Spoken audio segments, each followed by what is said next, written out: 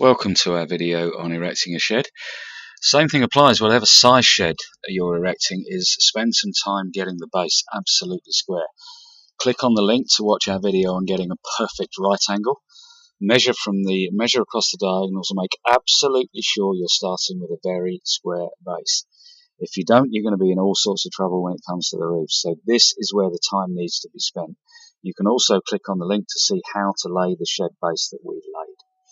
On all of your panels, there should be a little lip on the underside of that fence panel. So make sure that you've got the panels the right way up when you lay them. And try and paint any panels that you're not going to be accessing later on, that you won't be able to access. There's the lip in place that sits over the base. Lay your panels out around the perimeter of your base. As you can see that we've painted the ones we're not going to be able to get to later on. And then, using the help of a friend, drill some pilot holes and screw the panels together through the edge rib. Don't forget the pilot hole, this timber splits very easily. Lay all the panels, prop them. If you've got a big shed like this, then prop them as you go round, but don't fix to the base just yet. Fix all of the panels together round the perimeter, then jump inside and make sure your floor is square. You'll see in a moment that we pull the side panels in towards the base, and that must be done all the way around the perimeter to make absolutely sure that all of the base is touching the lip that you saw, so that we're absolutely sure that we're square before we fix the floor down to the bearers, and in our case the timber sub base that we put underneath with some insulation. This is going to be a workshop, so it's really important that it's warm. Having fixed the floor, we're now going to start work on the roof supports. The main supports will have a strut going across the middle. We'll call these ones trusses. And we're going to use one of the apex sections from the shed as a template to lay our trusses against. So we formed the correct angle by laying the truss against that apex, fixing it with the apex piece that comes supplied. All sheds will vary just a little bit.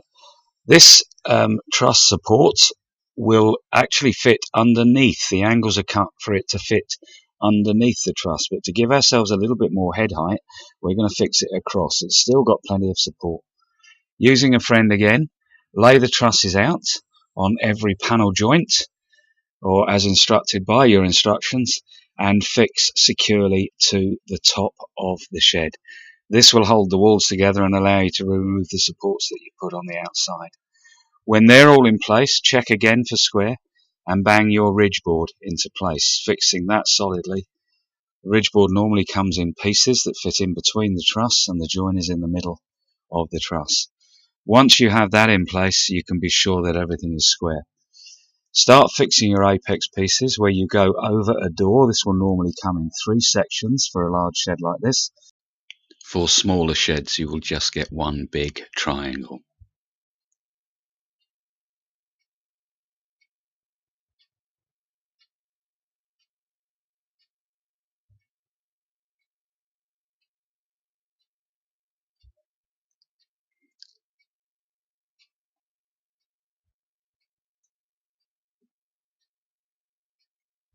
When you've got the apex sections fitted, then fit the last ridge board in place.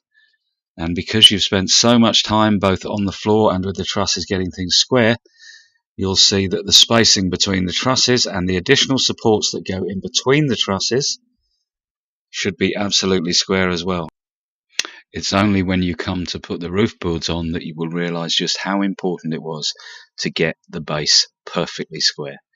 You can click on the link to go to video to see how we roof and rubber roof our workshops and sheds.